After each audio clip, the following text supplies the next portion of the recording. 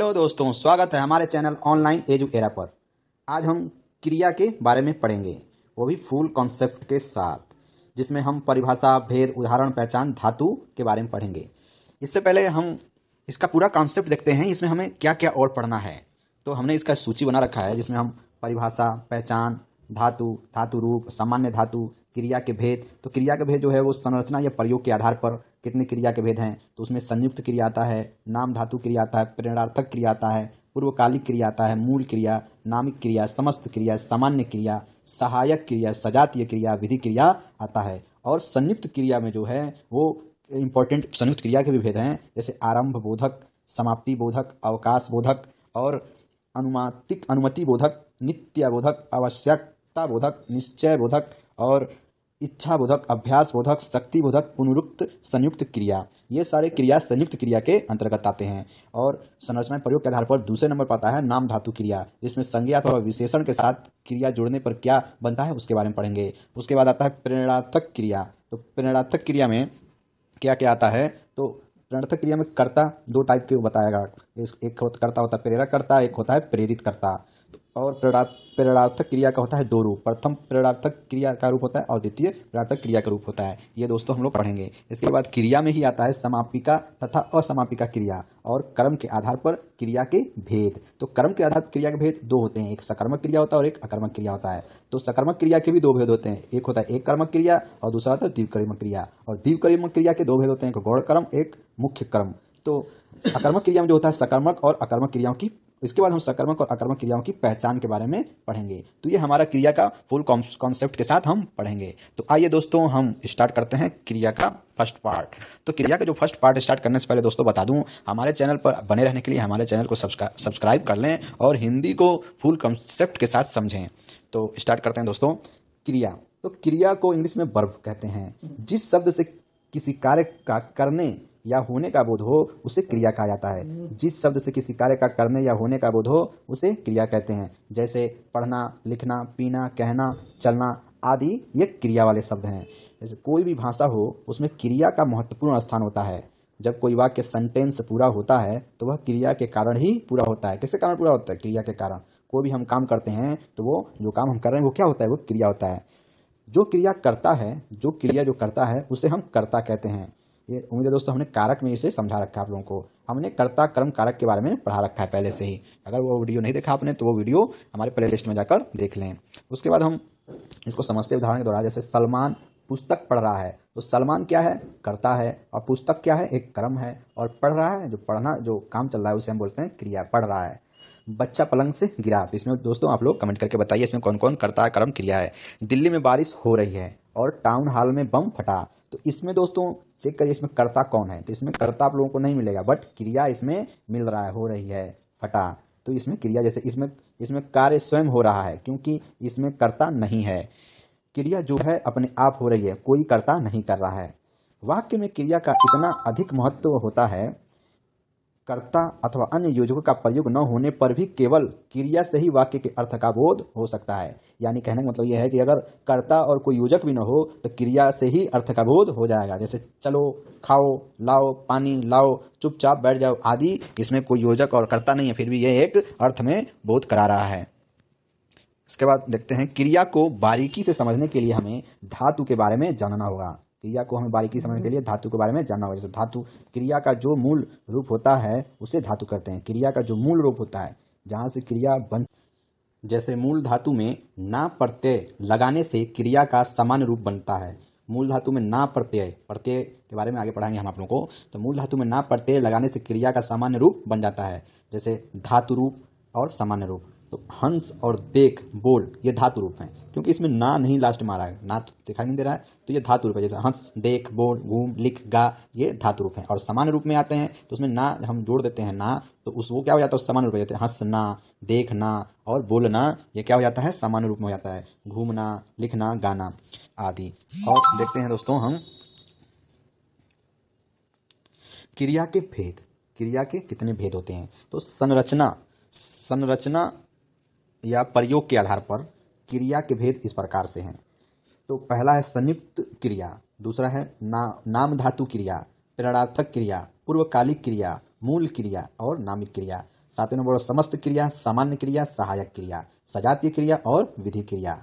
तो संयुक्त क्रिया, नाम धातु क्रिया, प्रणर्थक क्रिया, पूर्वकालिक क्रिया, मूल क्रिया, नामिक क्रिया, समस्त क्रिया, सामान्य क्रिया, सहायक क्रिया, सजातीय क्रिया और विधि क्रिया। संयुक्त क्रिया में 11 भेद हैं और जो नाम धातु क्रिया है उसमें संज्ञा अथवा विशेषण के साथ क्रिया जिस रूप में आता है उसके बारे में बताया गया है। प्रणर्थक क्रिया 2 कर्ता और 2 रूप होते हैं, ये आगे हम आप लोगों को बताएंगे।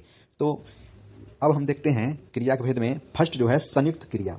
संयुक्त क्रिया के बारे में हम पढ़ेंगे। जैसे दो या दो से अधिक धातु प्लस धातु यानी 2 या 2 से अधिक जब धातु मिलते हैं तब बनते हैं संयुक्त क्रिया। या दूसरे शब्दों में कहते हैं क्रिया और क्रिया, 2 या 2 से अधिक क्रिया जब मिलते हैं तो क्या बन जाते हैं? संयुक्त क्रिया बन जाते हैं।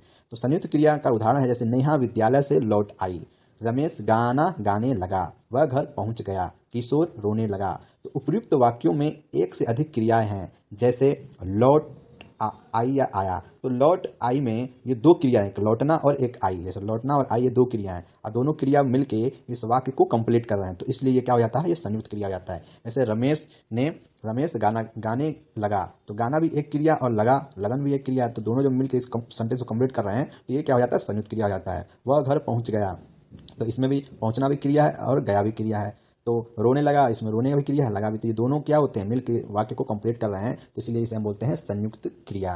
तो संयुक्त क्रिया में पहली जो क्रिया होती है, जो संयुक्त क्रिया में जो पहली क्रिया है उसे मुख्य क्रिया, इसको मुख्य क्रिया बोलते हैं। और जो दूसरी क्रिया होती है उसे हम बोलते हैं रंजक क्रिया। रंजक क्रिया मुख्य क्रिया के साथ जुड़कर अर्थ में विशेषता लाती है और रंजक क्रिया है जो मुख्य क्रिया के साथ जुड़ के क्या करती है? ये अर्थ में विशेषता लाती है। तो नोट, जिस क्रिया के लास्ट में ना आए वह ज्यादातर संयुक्त क्रिया होते हैं, जैसे होना, आना, जाना, रहना, रखना, उठना, लेना, पाना, पढ़ना और डालना, सकना, चुकना, लगना, करना, भेजना, चाहना इत्यादि क्रियाएं जो होती हैं वो संयुक्त क्रियाएं होती हैं। इसके अतिरिक्त सकर्मक तथा अकर्मक दोनों की वाक्यों में क्रिया जो होती है वो संयुक्त क्रिया होती है। सकर्मक और अकर्मक क्रिया में जो भी क्रिया बनेगी वो क्या होगी? संयुक्त क्रिया ही बनेगी। जैसे अकर्मक क्रिया में लेट जाना, गिर पड़ना, ये क्या है? संयुक्त क्रिया है। और सकर्मक क्रिया में बेच लेना, काम करना, बुला लेना, मार देना, ये क्या हो गया? ये संयुक्त क्रिया हो गया। तो संयुक्त क्रिया की एक विशेषता यह है कि उसकी पहली क्रिया होती है प्रायः प्रधान होती है और दूसरी क्रिया अर्थ में विशेषता उत्पन्न करती है। जैसे मैं पढ़ सकता हूँ, तो जो सकना है, जो पढ़ सकता हूँ, जो सकना है तो क्रिया है और पढ़ना भी क्या है? ये भी क्रिया है। तो अर्थ में विशेषता उत्पन्न करती है। हिंदी में संयुक्त क्रियाओं का प्रयोग अधिक होता है। जैसे सकना जो है ये क्या कर रहा है? ये विशेषता उत्पन्न कर रहा है। सकना यानी सकता जो है विशेषता उत्पन्न कर रहा है। तो हिंदी में संयुक्त क्रियाओं का प्रयोग अधिक होता है। संयुक्त क्रिया के भेद। तो अर्थ के अनुसार संयुक्त क्रिया के 11 मुख्य भेद हैं। कितने मुख्य भेद हैं? 11। तो संयुक्त क्रिया हम पढ़ रहे हैं। तो संयुक्त क्रिया में आरंभ बोधक, जो पहला है आरंभ बोधक। जिस संयुक्त क्रिया से क्रिया के आरंभ होने का बोध होता है उसे आरंभ बोधक संयुक्त क्रिया कहते हैं। जैसे वह पढ़ने लगा, मतलब इसमें पढ़ने लगा यानी आरंभ कर दिया, स्टार्ट कर दिया पढ़ने का। बरसने लगा यानी बरसना क्या हो गया? स्टार्ट कर दिया। तो इसका जो पहचान होता है वो लास्ट में क्या होता है? लगा आएगा। तो इससे हम जान जाएंगे कि ये आरंभ बोधक क्रिया है। उसके बाद समाप्ति बोधक क्रिया। तो जिस संयुक्त क्रिया से मुख्य क्रिया का पूर्णतया व्यापार की समाप्ति का बोध हो वह समाप्ति बोधक या संयुक्त क्रिया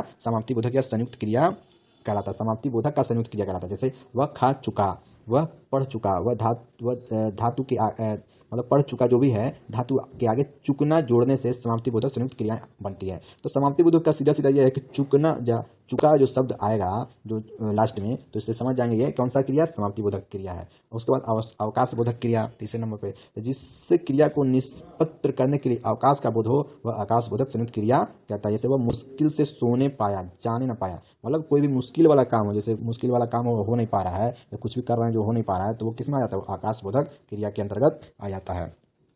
उसके बाद आता है अनुमति बोधक क्रिया।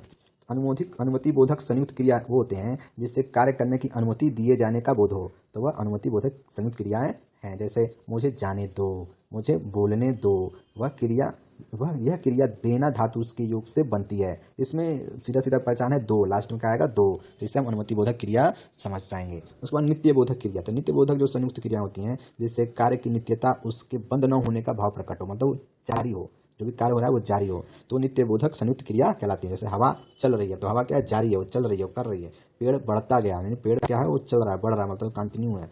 तोता पढ़ता रहा। इसमें रहा और गया से पहचान जाएंगे और रही से भी पहचान जाएंगे क्या, नित्यबोधक संयुक्त क्रिया को। उसके बाद आवश्यकता बोधक संयुक्त क्रिया।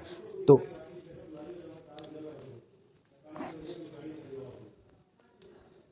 जिससे कार्य की आवश्यकता या कर्तव्य का बोध हो वह आवश्यकता बोधक क्रिया संयुक्त क्रिया कहलाता है। आवश्यकता बोधक संयुक्त क्रिया कहलाता है। जैसे यह काम मुझे करना पड़ता है यानी पड़ता है, तुम्हें यह काम करना चाहिए।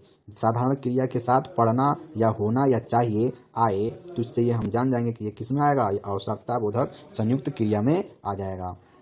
उसके बाद आता है निश्चय बोधक क्रिया। जिस संयुक्त क्रिया से मुख्य क्रिया के व्यापार की निश्चितता का बोध हो उसे निश्चय बोधक संयुक्त क्रिया कहते हैं। जैसे वह बीच ही में बोल उठा, निश्चय बोधक, वह बीच में ही बोल उठा। उसने कहा मैं मार बैठूंगा। वह गिर पड़ा, अब दे ही डालो। मतलब ये जो है निश्चित करता है कि ये होगा, ये कन्फर्म है कि होगा। बीच में ही बोल दिया यानी बीच में ही बोल दिया, उसने कहा। तो ये इस किस में आ जाता है, यह आ जाता है निश्चय बोधक संयुक्त क्रिया में। अब आते हैं दोस्तों इच्छा बोधक क्रिया।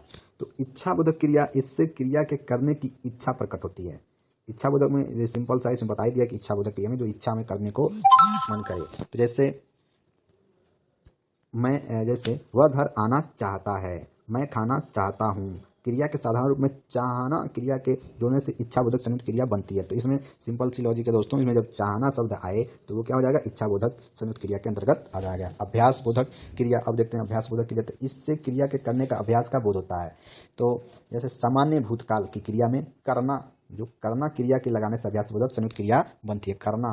ठीक है। तो जैसे यह पढ़ा करता है, तुम लिखा करते हो, मैं खेला करता हूँ। तो ये जो करता जो आ रहा है इससे ये बोध हो जाता है कि यह अभ्यास बोधक संयुक्त क्रिया है। उसके बाद शक्ति बोधक क्रिया, 10वें नंबर पर शक्ति बोधक क्रिया। इससे कार्य करने की शक्ति का बोध होता है। जैसे मैं चल सकता हूँ, वह बोल सकता है। इसमें सकना क्रिया जुड़ी जाती है। तो सकता है, सकना है, इससे ये हम पहचान देंगे किसमें, ये शक्ति बोधक क्रिया है। उसके बाद पुनरुक्त संयुक्त क्रिया, लास्ट जो है संयुक्त क्रिया में पुनरुक्त संयुक्त क्रिया। जब दो समानार्थक अथवा समान ध्वनियों वाली क्रियाओं का संयोग होता है तब उन्हें हम पुनरुक्त संयुक्त क्रिया कहते हैं। क्या कहते हैं, पुनरुक्त संयुक्त क्रिया। तो जैसे इसमें आता है पढ़ा लिखा, वह पढ़ा लिखा करता है। तो इसमें दोनों ध्वनियाँ, पढ़ा लिखा, आया जाया, मिलते जुलते, पड़ोसियों से बराबर मिलते जुलते रहो। तो ये समान ध्वनियाँ मिल रही हैं। तो इससे ये किस में आ जाता है, पुनरुक्त संयुक्त क्रिया के अंतर्गत आ जाता है। तो दोस्तों हमने क्रिया में क्या क्या आज पढ़ा एक नज़र से देख लेते हैं। तो हमने क्रिया में परिभाषा, पहचान, धातु, धातु रूप, सामान्य धातु, क्रिया के भेद और संरचना या प्रयोग के आधार पर संयुक्त क्रिया और नाम धातु, प्रेरणा, तो इसके भेद के बारे में पढ़ा। तो इसमें जो संयुक्त क्रिया है इसका हमने पूरा कंप्लीट रूप से पढ़ा और हम नेक्स्ट वीडियो में नाम धातु, प्रेरणावर्तक धातु ये बाकी कवर करेंगे। और इसके आगे हम जो कवर करने वाले हैं क्रिया में, तो उसमें है समापिका तथा असमापिका क्रिया और क्रम के आधार पर क्रिया के भेद, सकर्मक और अकर्मक क्रिया को हम लोग दूसरे वीडियो में कंप्लीट करेंगे। तो उम्मीद है दोस्तों ये आज का जो वीडियो है क्रिया का आप लोगों को समझ में आया होगा। अगर आप लोगों को समझ में नहीं आ रहा हो तो हमें कमेंट करके बताएं और अपना कीमती सुझाव दें। और हमारे इस चैनल पर बने रहने के लिए हमारा चैनल को सब्सक्राइब करें। और दोस्तों जिनको हिंदी को अच्छे से पढ़ना है उन्हें इसको शेयर करें ताकि उनको भी इससे काफ़ी फ़ायदा मिले। तो मिलते हैं दोस्तों आप लोगों से नेक्स्ट वीडियो में। Thank you very much.